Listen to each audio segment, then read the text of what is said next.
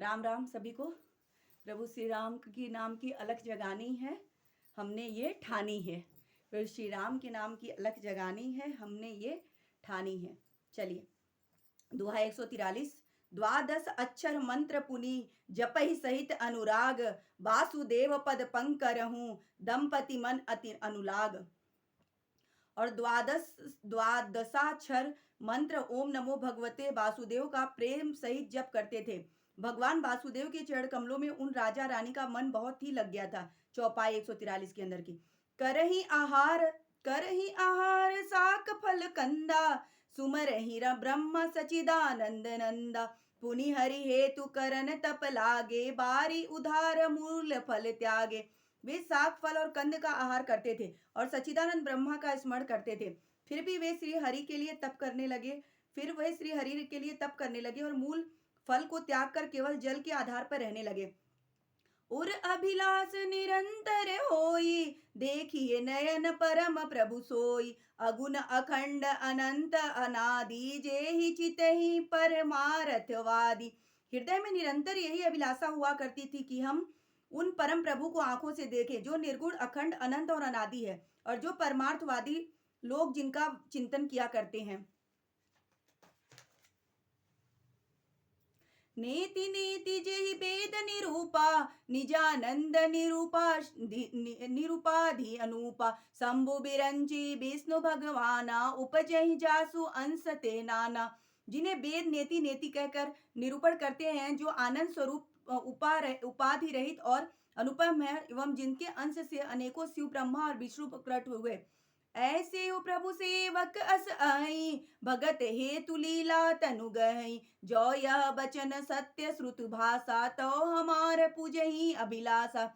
ऐसे प्रभु जी सेवक के बस में है और भक्तों के लिए लील विग्रह धारण करते हैं। यदि वेदों में यह वचन ने सत्य कहा है तो हमारी अभिलाषा भी अवश्य पूरी होगी। दोहा 144। यही बीते बरस सहस बारी आहार, संबत सप्त सहस्त्र पुनि रहे समीर आधार। इस प्रकार जल का आधार करते 6000 वर्ष बीत गए, फिर 7000 वर्ष के वायु के आधार पर रहे। चौपाई 144 के अंदर बरस सहस 10 त्याग्यु सोई, ठाठे रहे एक पद दो, विधि हरि हर तप देखी अपारा, मनु समीप आए बहुबारा। 10,000 वर्ष तक उन्होंने वायु का आधार भी छोड़ दिया, दोनों एक पैर से खड़े रहे। उनका अपार तप देखकर ब्रह्मा विष्णु महेश और शिव जी कई बार मुनि के पास गए। मांगू बर बहु भांति लोभाए, परम धीर नहीं चलई चलाए, अस्थि मात्र होई रहे शरीरा, तदपि मानग मन ही नहीं पीरा। उन्होंने अनेक प्रकार से ललचाया और कहा कि कुछ वर मांगो, पर ये परम धैर्यवान राजा रानी उनके तप से किसी से डगमगाए नहीं। यद्यपि उनका शरीर हड्डियों का ढांचा मात्र रह गया, फिर भी उनके मन में जरा सी पीड़ा नहीं थी। प्रभु सर्वज्ञ दास निज जानी, गति अनन्य तापस निपरानी, मांगू मांगू बरु भय नभवानी, परम गंभीर कृतामित सानी। सर्वज्ञ प्रभु ने अनंत गति वाले तपस्वी राजा रानी को निज दास जाना, तब परम गंभीर और कृपा रूपी अमृत से सनी हुई यह कल आकाशवाणी हुई कि वर मांगो। मृतक जीवानी गिरा सुहाई, श्रवण रंग होई उर तब आई, हिष्ट पुष्ट तन भय सुहाए, मानव अब ही भवन ते आए। मुर्दे को भी जला देने वाली यह सुंदर वाणी कानों के छंदों से होकर अब हृदय में आई। तब राजा रानी के शरीर ऐसे सुंदर और हिष्ट पुष्ट हो गए मानो अभी घर से आए हैं। दोहा 145। श्रवण सुधा सम बचन सुनी, पुलक प्रफुल्लित गात, बोले मुनि करी दंडवत, प्रेम न हृदय समात। कानों में अमृत के समान लगने वाले वचन सुनते ही उनका शरीर पुलकित और प्रफुल्लित हो गया। तब मनु जी दंडवत करके बोले, प्रेम हृदय में समाता न था।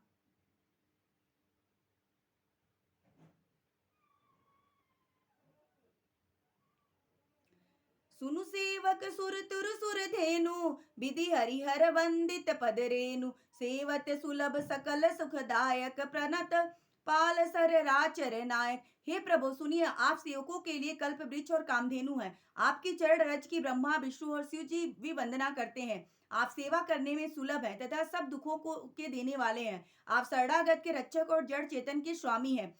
जो अनाथ हित हम पर ले हूँ, तो प्रसन्न होई यह बर देहूँ। जो स्वरूप बस शिव मन माही, जे ही कारण पुनि जतन कराही। हे अनाथों का कल्याण करने वाले, यदि हम लोगों पर आपका स्नेह है तो प्रसन्न होकर यह वर दीजिए कि आपका जो स्वरूप शिव जी के मन में बसता है और जिसके लिए मुनि लोग यत्न करते हैं, जो भुसुंडी मन मानस हंसा, सगुन अगुन जेहि निगम प्रशंसा। देखई हम स्वरूप भरी लोचन, कृपा करऊं परन तारित मोचन। जो काक भुसुंडी के मन रूपी मान सरोवर में विहार करने वाले हंस है, सगुण और निर्गुण कहकर वेद जिसकी प्रशंसा करते हैं, हे शरणागत के दुख मिटाने वाले प्रभु, ऐसी कृपा कीजिए कि हम उसी रूप को नेत्र भर कर देखें। दंपति वचन परम प्रिय लागे, मृदुल बीनति प्रेम रस भागे। भगत बछल प्रभु कृपा निधाना, विश्ववास प्रकटे भगवाना।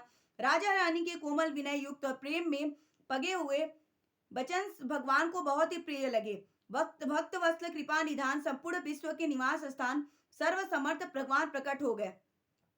दोहा 146। नील सरोरहु नील मणि, नील निर्धर श्याम, लाजहि तन शोभा निरखी, कोटि कोटि सतकाम। भगवान के नीले कमल, नील मणि और नीले मेघ के समान प्रकाशमय श्याम स्वर्ण शरीर की शोभा देखकर करोड़ों कामदेव भी लजा जाते हैं। शरद मयंक बदन छवि सीवा, चारु कपोल चिबुक दर ग्रीवा। अधुर अधुर रद सुंदर नाशा, विदु कर निकर बिनिदक हासा। उनका मुख शरद के चंद्रमा के समान छवि की सीमा स्वरूप था। गाल और ठोड़ी बहुत सुंदर थे, गला शंख के समान था, लाल होठ, दांत और अत्यंत सुंदर थे।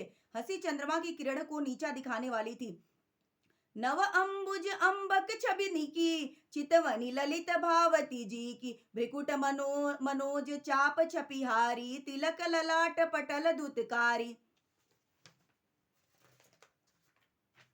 नेत्रों की छवि नए कमल के समान बड़ी सुंदर थी। मनोहर चितवन जी को बहुत प्यारी लगती थी। टेढ़ी भवे कामदेव के धनुष की शोभा को हरने वाली थी। लाल पट पर प्रकाशमय तिलक था। कुंडल मकर मुकुट सिर भ्राजा, कुटिल केस जनु मधुप समाजा। उर श्री वत्स रुचिर बनमाला, पदिक हार सुभूषण मणिजाला। कानों में मकराकृत कुंडल और सिर पर मुकुट शोभित था। टेढ़े काले बाल ऐसे सघन थे मानो भैरों के झुंड हो।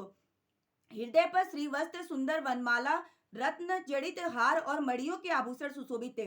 के हरि कंधर चारु जनेऊ, बाहु विभूषण सुंदर तेऊ। करी कर शरीष सुभग भुज डंडा, कटि निसंग कर सर को डंडा। सिन की गर्दन थी, सुंदर जनेऊ था।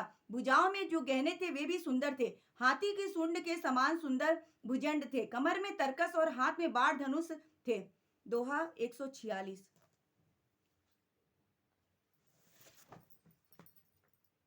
प्रभु श्री राम की जय। सनातन संस्कृति की जय। भारत माता की जय।